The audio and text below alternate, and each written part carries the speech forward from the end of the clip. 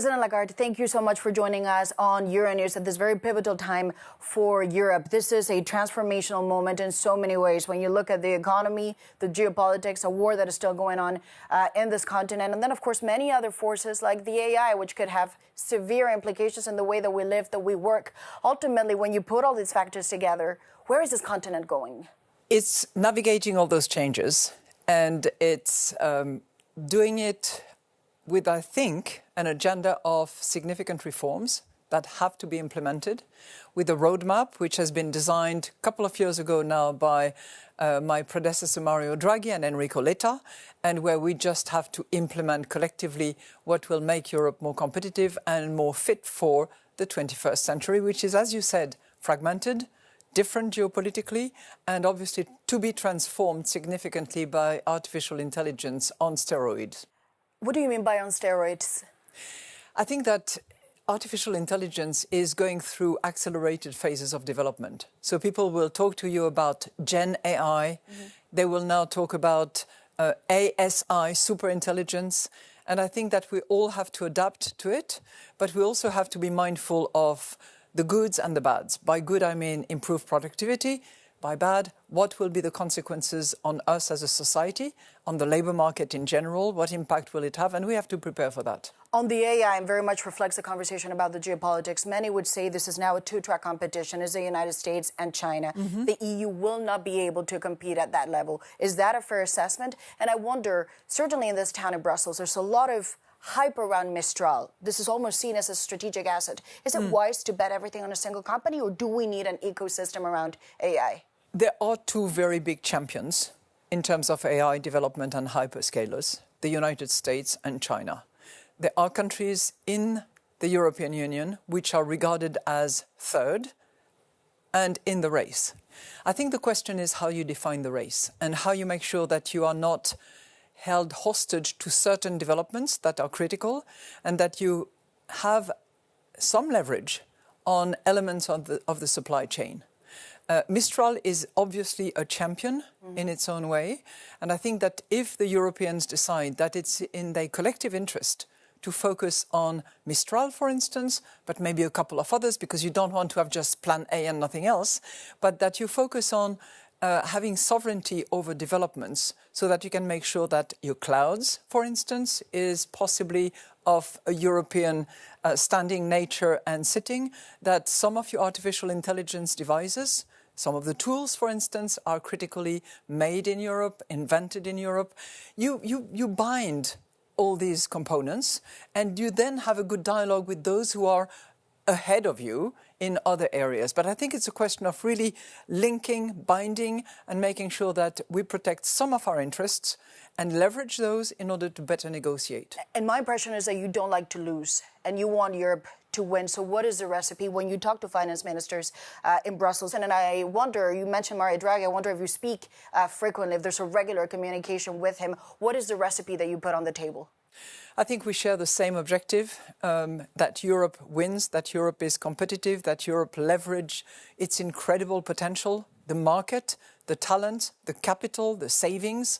And I think that, if I had two words for the finance ministers whom I love, and I was one of them, it's action more than words, and it's accelerate more than procrastinate. Do you have to do that at 27, or can you do it at 6? As a head of the European Central Bank, I presume you would like to maintain unity at all levels. That is what guides Europe. Yeah, but should that change now? We all need to move together. That's the strength.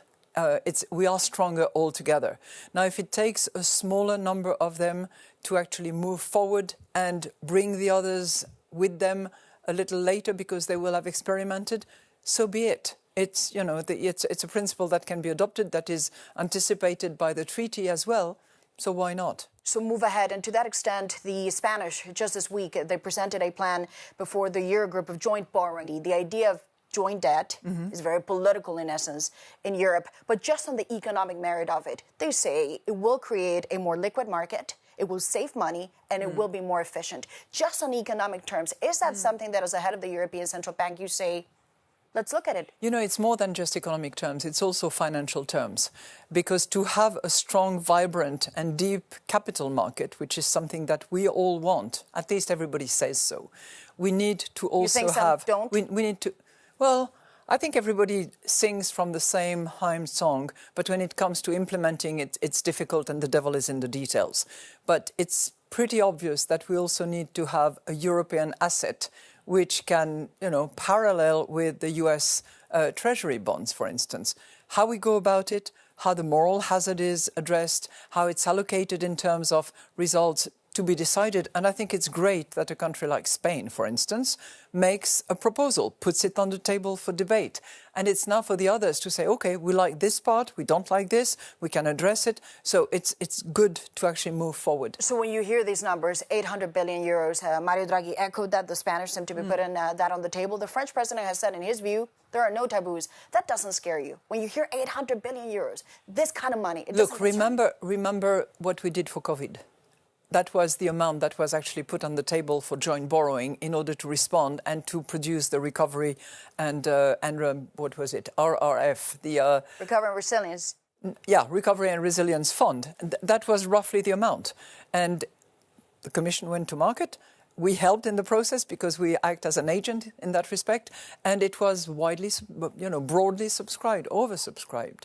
So I'm not saying that this is the amount. I'm just saying that to go with the capital market, you need depth, you need liquidity, and you need to entice the savings of Europe onto that market. But we need an instrument as well. And that could be one or an elaboration or an iteration of that. And what's it going to take to convince countries that would say absolutely not? Because by the same token, we said the recovery fund legally was a one-off.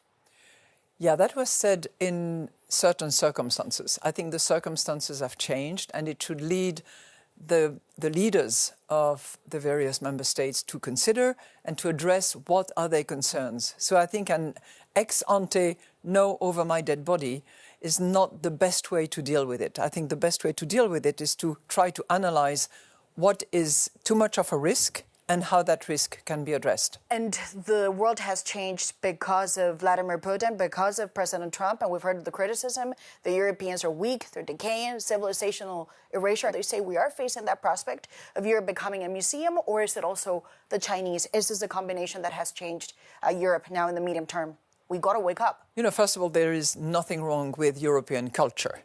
And whether it is tourism, whether it is museum, whether it is attracting people to a place which has a vibrant culture, there's a movement that says wonderful. Museum and the Europores.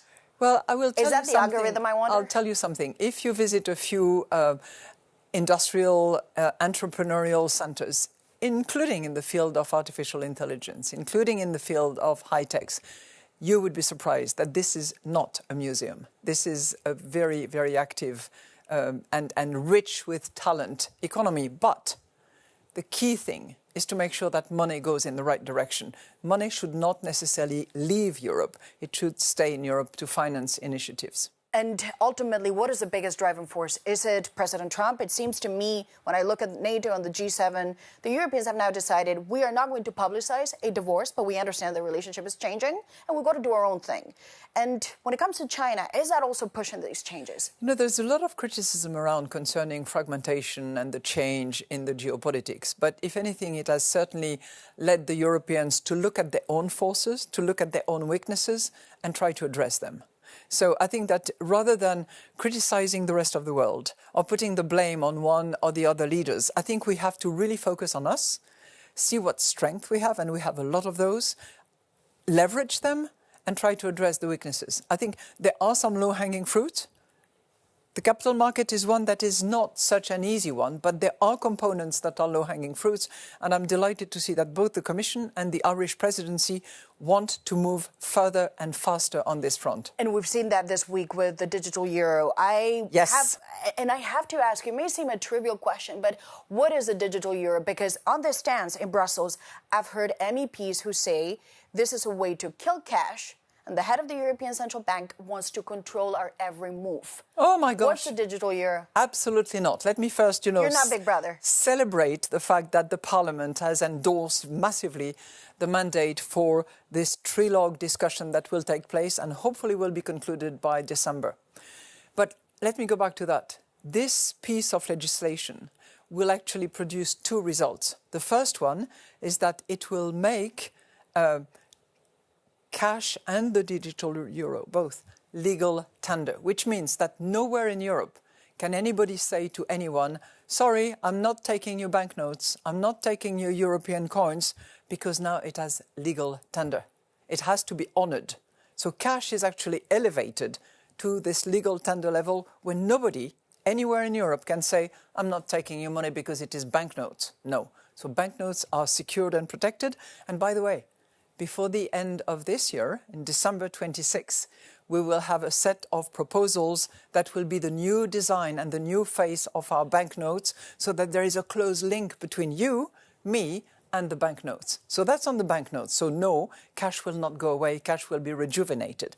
Digital euro, we need to move into a digital world. You book your trips using digital. You buy your transportation ticket using digital. You buy by digital means, whether you do your grocery shopping or whether you buy your clothes. We need to have also central bank money. For the moment, it's only banknotes, but we need to have it in digital form. And if it is cheaper, if it is faster, and if you can use it throughout Europe, even the better. And the overall question, however, is how is that going to serve the euro's competitiveness? Because there is a real competition now for who will be and who will run currencies in the future. Is it still a dollar story? Dollar is king. You also see the Chinese heavily pushing for their own currency. The best thing I know is a European solution. At the moment, we do not have that. So if you pay, in most instances, 60% of the cases, you use payment infrastructure that is under foreign capital. So we depend on predominantly US, but also sometimes China networks to organize payments. We need to have a European solution because we want to be sovereign at home. So that's what the digital euro will do, because you will have digital euro for retail when you go to the shop, when you buy with a friend, when you want to share a bill. But we will also have what we call wholesale digital euro, which will enable the banks to organize their transaction in digital form as well. And some expected, because of the major changes coming out of the US, that we would see a sort of move away from the dollar and that the euro could benefit from it. The numbers a year later, they show minimal pickup. It should have been, some would argue, a much stronger effect to cash in those inflows. Is this a root of concern that even with this uncertainty, the euro was not able to capitalize on it? Or would you say, look, this is a 20-year story. I can promise you in 20 years that share will be much higher? I would never promise anything because there is so much uncertainty and those movements take time. What we have seen in history, when the sterling pound, was gradually replaced by the US dollar, it took that long, if not a bit more. So what I'm saying today is that the euro is a solid currency. 25 years ago, soon 30 years ago, people were saying, it's dead on arrival. It's not dead on arrival. Many keep betting solid and strong. Absolutely, absolutely. So it is solid and strong. The European Central Bank is well established, credible and highly respected. The monetary union is a force, but it is not enough. We have to go beyond that. We have to be credible from a security point of view. We have to be solid from an economic point of view with lots of trade agreements. This is in process, and we have to make sure that our institutions are solid and that the rule of law is respected. But I would contend that the euro has remained stable and slightly increasing in terms of support and attractiveness. I hear a lot of noises along those lines. And to that extent, I do have to ask you, going back to the question of China, there is a message that is legitimate, and that is Europeans are saying we want a fair deal. The numbers coming out of China, when you look at that trade deficit, it's a deficit after a deficit. They sell a lot more than we do to them. When you look at the trade surplus last year from the Chinese, it's another record. There's no indication that they're rebalancing in any way that is fair to Europeans. There's a deadline now in October. What happens if the Chinese do not respond to that deadline? The easy cop-out answer would be, it's not my business, it's the business of the Trade Commissioner but I know and you the care Commission about at Europe. large. I care very much about Europe, and I care very much about keeping an international trade system in place that is sensible and that is propitious to the exchanges between nations and between enterprises as well. So I think we need to have areas that we know are critically important and that we will not let sort of fade away to any competition, including China, of course. So you but that subscribe for the to the rest, message that we a fair deal needs to happen. It's not a fair deal what we have at this point. It's a deal that is predominantly organized under WTO. Mm-hmm. You still have about 75% of trade conducted under WTO rules. But as far as China is concerned, there has to be a discussion of adults in the room who are, respecting each other's position and who are going to make sure that it's a good deal on both sides. The Chinese are very good at talking about it. We actually need to walk the talk and this is see across. On a sectorial basis what it means. See on a pricing basis what it means, see on a grants and subsidies basis what it means, and see on a financing basis what it means. And will you be monitoring that October deadline? Because some say the Europeans have put themselves in a difficult situation. If they do not respond, they're going to look weak. If they respond, there's a chance of, at the bare minimum, real trade tensions, potentially a trade war. Whenever there is a crisis, a deadline or something really hard, the Europeans are up to it. So I have full trust that this will happen. In October? At some point. Who am I to say that? I'm not in charge of trade negotiations, but I'm sure monitoring, they will appreciate the urgency of the matter and the need to find a dialogue that is productive on both sides. And President, for Europeans, you've had to increase interest rates. You talked about some of the uncertainty facing the European economy. Just for the average European, they see that they're now operating in an environment where interest rates are much higher than they were used to just a few years ago. Is this the new normal? No, but look, I think what was not the norm was a time when interest rates were in negative territory. It just, it was an anomaly. It's a total anomaly that if I lend you money that you will only give me back in 5 years, in addition to lending you money, I have to give you a bonus on it. You don't pay. This doesn't make any sense. I mean, everybody understands that. If I lend you money, you only pay me back in 5 years, you have to give me a little top up, which is, the term premium and the risk premium eventually. So interest rates go with the payment of money over time. And if you lend money over time, obviously there is an interest. So I think we are more in normal time when you have an interest rate. Now, interest rates are determined with the objective that the central bank has, which is to provide price stability. If you don't have price stability, if you think that prices are going to go up or down, you just completely confused as to what you should do, whether you should buy, whether you should sell, whether you should employ, whether you should fire, whether you should invest. So what our mission is price stability. And for that, the big tool, especially when you have inflation rising its nose, is interest rates. So we slightly increased interest rates, which are now at 2.25%, when we have the latest reading of inflation at 2.8%. Not to say that we align with inflation, because our goal is medium term. We need to see inflation returning to 2% in about 3 years' time. And that's what we have with the projections that we produced. And on that level of interest rates, which is so key for European consumers, your message is to say, this is the level that we believe will be the base for the months to come, ultimately. You have to be okay with this. Understand that this is the level now. Potentially even go a leg higher, depending on how things go. We do an assessment at each and every meeting. We meet roughly every 6 weeks, and we look at all the fundamentals. We look at the projections that we have. We look at the estimated inflation in 3 years, in 2 years, in 1 year's time. We look at the underlying inflation. What is it without oil and gas? What is it without food? What is it if you take out the most volatile things? What is it if you take out tobacco and all? We have multiple measurements. Then we also look at how this is propagated throughout the economy and what it produces ultimately in the medium term. And it's on the basis of all that we say, we are fine, or we should go down a bit, or we should go up a bit. And Madame Lagarde, I have to ask you, of course, about France. Just a final question. France, as Juncker used to say, it's not just any country. France is France. This is a founding member. And Jean-Claude is Jean-Claude. And he is, of course he is. And he also used to say, look, this is a founding member of the European Union. It is systemically important when it comes to the euro area. But beyond that, it's a country that represents a form of ideals to the world. It's a republic for its citizens. At this point, and this week we've had now what seems to be now an idea of who will be able to run or not, in which conditions, crystallize. Le Pen will be a candidate. And if I look at polls now, there is a real scenario in which the final ticket, the two final candidates, will represent extremes, certainly in the European Parliament. Jean-Luc Mélenchon is really on the left in the European Parliament. She is on the Patriots for Europe, a creature created by Viktor Orban to change Europe. When you look at that final ticket, and it is a possibility, do you say, yes, it is an existential threat to France, and therefore it is an existential threat to the stability of the European economy? You know, I try to look at all member states without diving deep into the politics of anyone. Of course, as a French, I have my own views. I keep them to myself. But what I very much hope is that the democratic process will continue. You know, in politics, the next, 8 months is eternity. So many things can happen. We will be monitoring.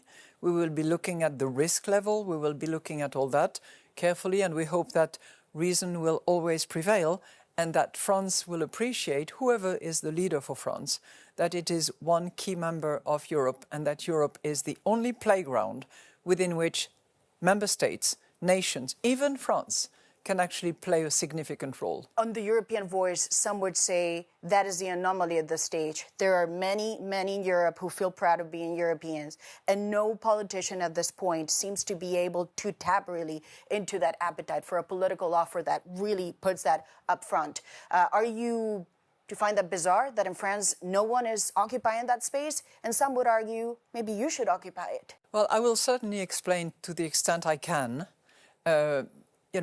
why the European dimension is so critical. In a campaign or in your role I will as the head of explain the ECB? that in whichever capacity I will be most efficient. It's all open for you at this point. I'm not a candidate for anything, but I'm very keen that Europe is protected, that Europe is the framework within which member states operate, including France.